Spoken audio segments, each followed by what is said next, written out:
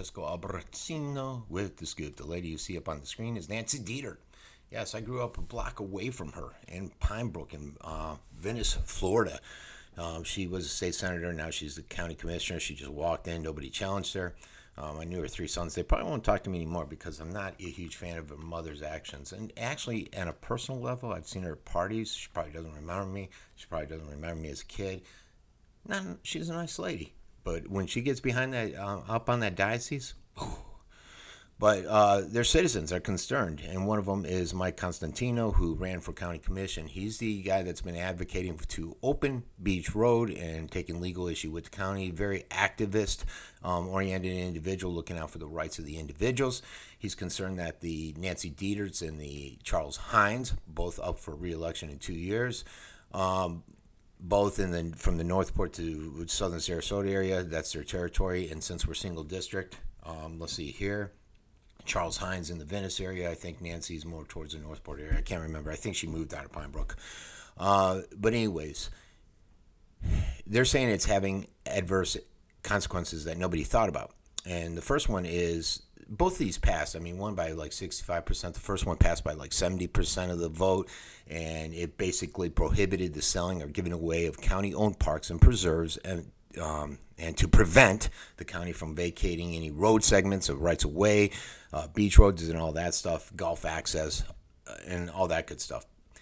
Something Constantino pushed.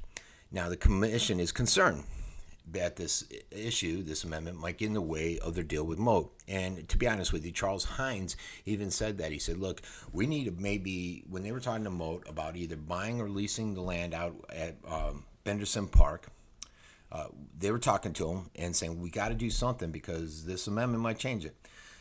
They ended up doing a lease, and Nancy and Charles are concerned that now they won't be able to ever sell that property to Moat, and they'll have to do this lease. And they said that's not what the public wants, and I think they're wrong. Here's the problem. I like Moat. I like a lot of stuff they do. I have some concerns about, they always act like we're scientists. Money would not dictate what we decide or our experiments or anything like that. Well, I'll tell that to the people in the cigarette industry, to the Teflon on the pans. Scientists are swayed. You're not above a lot of people when it comes to money. There are some good ones. Hopefully Moat has them. Now, the amendment. They're saying that the county wanted to sell it. Well, first of all, Moat, we're giving them $20 million of the, I think, $130 million they need to move there. Moving there is not going to increase their research all that much. It's not a necessary move, I don't think. I think our tourism dollars, because it came out of the tourism pot of $20 million, could have been better used, putting that towards promoting tourism here on the coast and for the local businesses and service workers that have significantly been impacted by this. Now, also, I preface this with the red tide. You don't want to promote it if red tide's out there. Right now, you're in a situation where county's coming down on everybody saying it's good. Even the city of Venice, Hollick was out here saying, I walk the beach, it's good. Next thing you know, dead fish are everywhere. Same with Detert and Mayo and Hines. So you don't want to promote it. And I'm actually one of those people that say, if you want to promote it, fine. But promote the fact that the bloom's offshore, and if the winds change, you could be in trouble because you don't want someone spending $10,000 to come here, hate it, tell 20 friends, and then have a significant impact on our tourism for years to come. And if you can use those tourism dollars to help clean up red tide issues, then do that. Somebody mentioned yesterday that boat race, there were no fish anywhere. Yet, right around the corner of Minnesota, fish are littering the beach, dead fish. And they asked me about it, and I said, well, they probably cleaned them up so people wouldn't see it. It wouldn't smell, and tourism wouldn't be impacted. But is that what you want? Yeah, you want the event to go on, but you want to fake people and give them this false perception out there. I don't know.